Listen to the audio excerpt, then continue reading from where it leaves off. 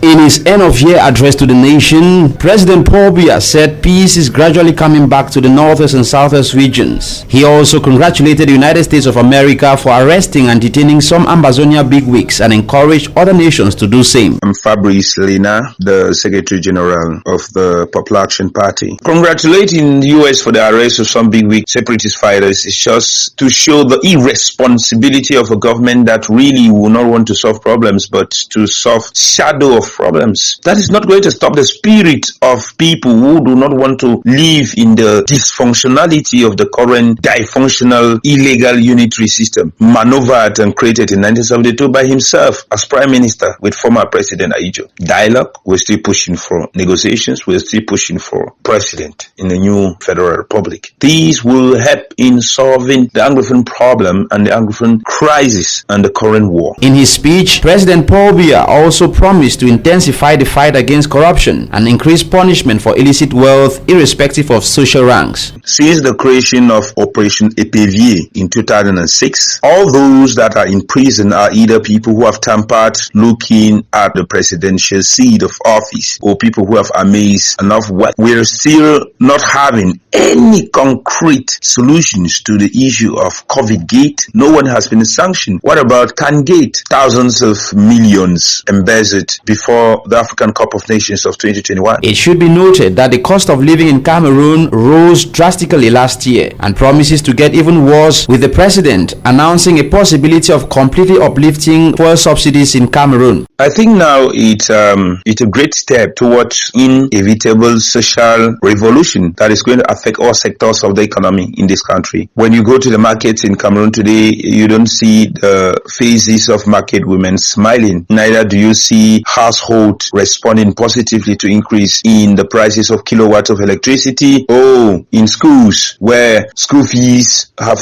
been increased by proprietors of private sector education system. When sectors like taxation have been so much touched that it becomes sensible, the next is for the fuel to be touched too, which in correspondence affects all other sectors of the economy. What are we expecting? They have been delaying the payment of salaries of civil servants. This is the reason why Cameroonians have to rise up and vote these people out of power. The cost of living is terrible. Pay the population and the resources of this country. We're not supposed to be at this stage at this time. The government has failed. The president has failed. And the people are lamenting. But the people should not be suffering and smiling. They should take an action. And we of the Popular Action Party think that this action should be geared at pressuring the president to resign, for elections to be organized and a new president to be elected, so that the country could be reorganized to a new federal republic with a kind of constitutional democracy, competitive politics, limited office mandate, for us to have a functional society with regulated prices of goods and enjoying the fullness of life by citizens.